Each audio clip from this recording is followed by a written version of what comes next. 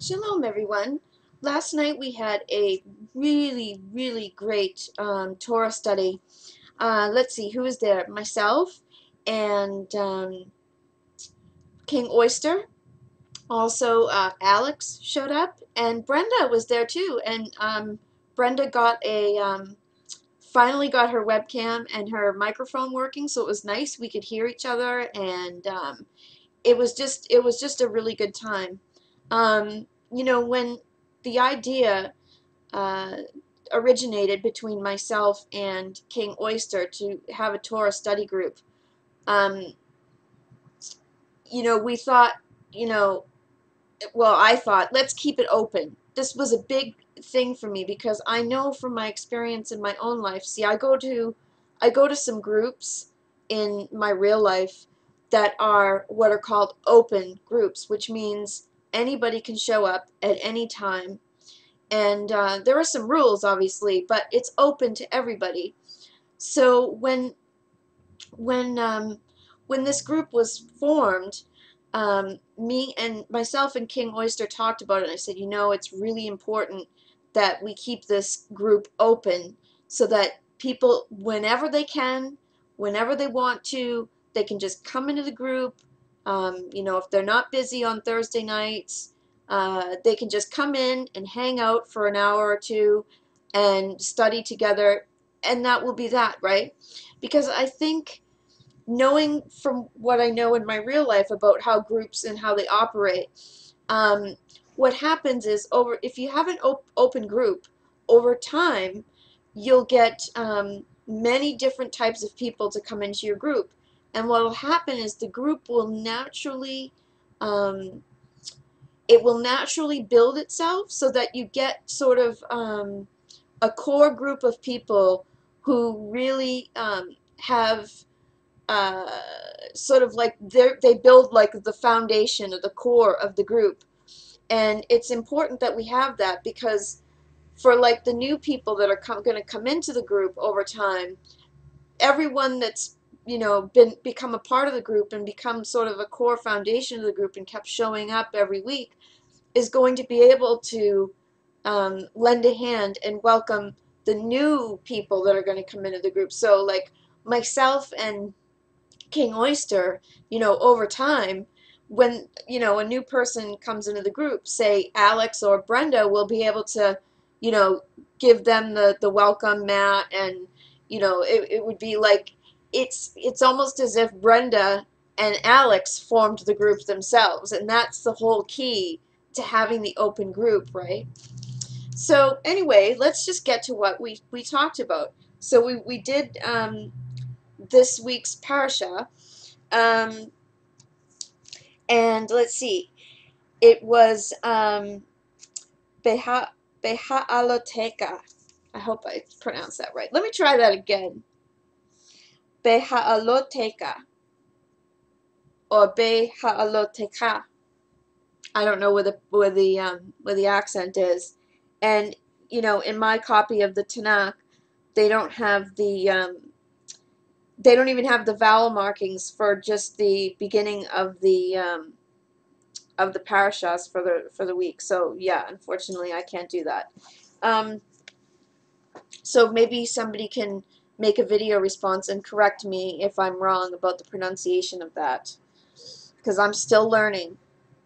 So what we talked about was, one of the questions that I had is, why did Hashem pick the the Levites? What was so special about the Levites that Hashem said, yeah, it's going to be you, right?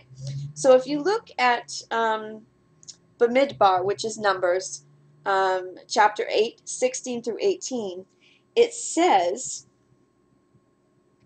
"For they are formally assigned to me from among the Israelites. I have taken them for myself in place of all the first issue of the womb, of all the firstborn of the Israelites. For every firstborn among the Israelites, man as well as beast, is mine. I consecrated them to myself at the time that I smote every firstborn in the land of Egypt. Now I take the Levites instead of every firstborn of the Israelites." So my question was, why them? What was so special about them that they were the ones that were to be the priestly class? So if anyone has any information or would like to talk about that, there's a comment section for you. Now, we also talked about the gematria, which is the math that's associated with the alphabet and how important it is. Um, so, for example, like the word chai, which means life, is number 18. Like words have numbers because each letter of the alphabet has a number value assigned to it. Okay, and I'll put a link in the low bar so you can see the number values. Um, and you know, there's a really good channel here on YouTube, if I can find it again, of a rabbi who does gematria, and he looks at he's into sort of the Kabbalistic interpretation of some of the Hebrew words and letters, especially the letters. So anyway, we were talking about how Hashem required that the Levites start their service when they're 25 years old and end their service in the priestly class when they're 50. Now, what I find interesting about it is that, well, with the Omer, you count 49 days, and on the 50th day, right, that's the start of Shavuos, right? So there's got to be, I think, there's got to be some gematria going on between 25 and 50, because also 50 is two 25s. So I think there's something going on there. If anyone has the answer to that or understands that, please, please leave a comment. So if we look now at 9, verse 13, it says, let's see, I've got my, but if a man who is clean and not on a journey refrains from offering the Passover sacrifice, that person shall be cut off from his kin. For he did not present the Lord's offering at its set time. That man shall bear his guilt. Now, what I was thinking of when I read this is, what does cut off actually mean? Does it mean that that person is forever forbidden from the tribe? Or does it mean more like shunning? Because later on in this particular Parsha, there is a case of shunning. And, you know, when I think of the tribes of Israel, I think of the desert, and I think of the nomadic lifestyle, and I think, what would shunning be like for somebody who is part of a nomadic tribe? It would be really nasty to be shunned, because basically you're set outside, people ignore you, they don't give you food, you know, you're pretty much on your own. So I sort of had the idea that an unclean man, right, uh, who gets cut off is actually being shunned. So it's interesting. What does being cut off mean?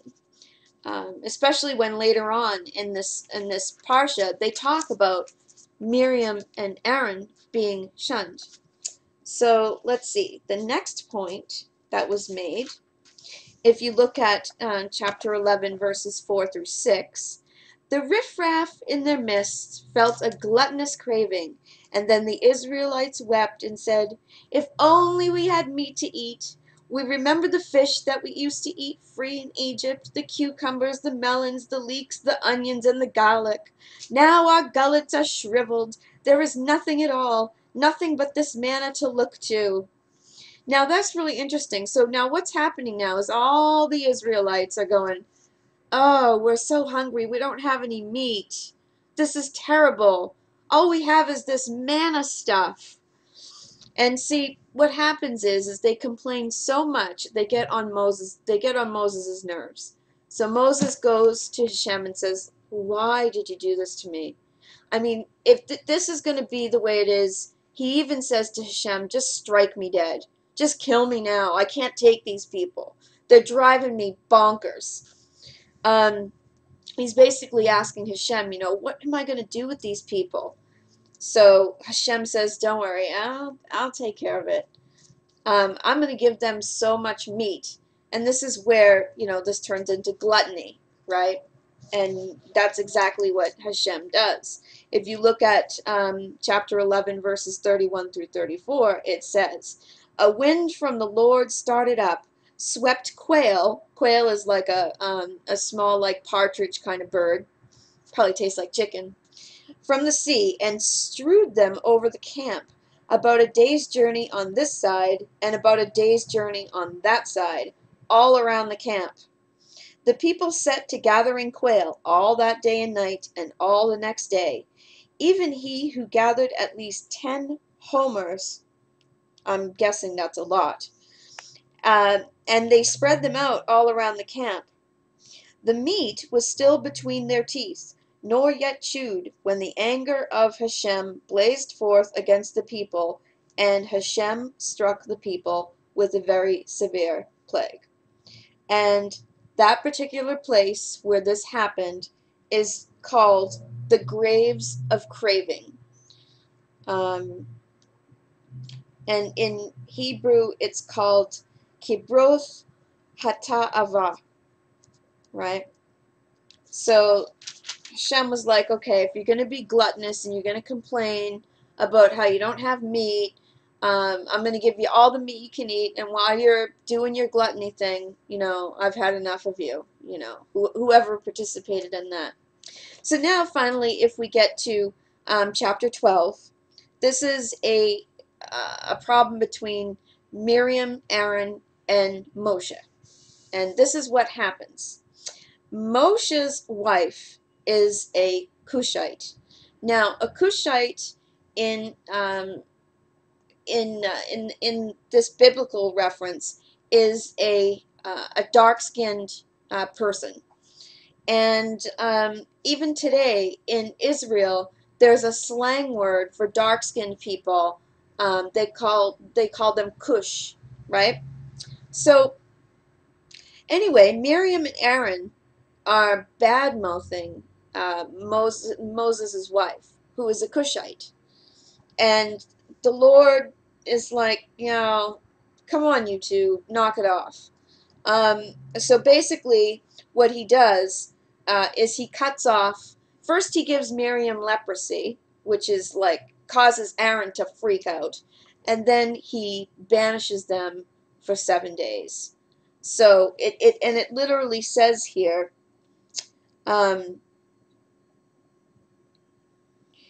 it says in, 12 verse 14, but the Lord said to Moses, if her father spat in her face, would she not bear her shame for 7 days?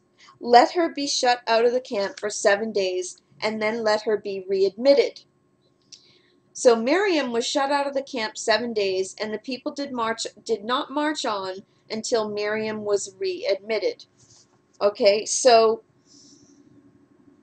this is a banishing. So, like I said again, with the difference between, is there a difference between being cut off from the people and being banished, like Miriam was in this case? Because any sort of banishment in a nomadic desert tribe, you're on. You are on your own. I mean, survival depends on any little scrap of anything that anybody will give you. I mean, you just like, it puts you on the edge of your survival. It really makes you think about it. And what's interesting is a lot of native tribes do shunning. They shun people out of the tribe because, the tribe affords them this sort of protection, and when they don't have that protection because they've done something wrong, it's a big deal. Like, nobody talks to these people, nobody feeds these people. It's social justice, du jour, right? So anyway, those are the things that we talked about. If you have any questions or any comments, or you know anything of what we're speaking of and you can give any more insights, just go down below and leave a comment, and I'd be glad to hear from you. Take care, everyone.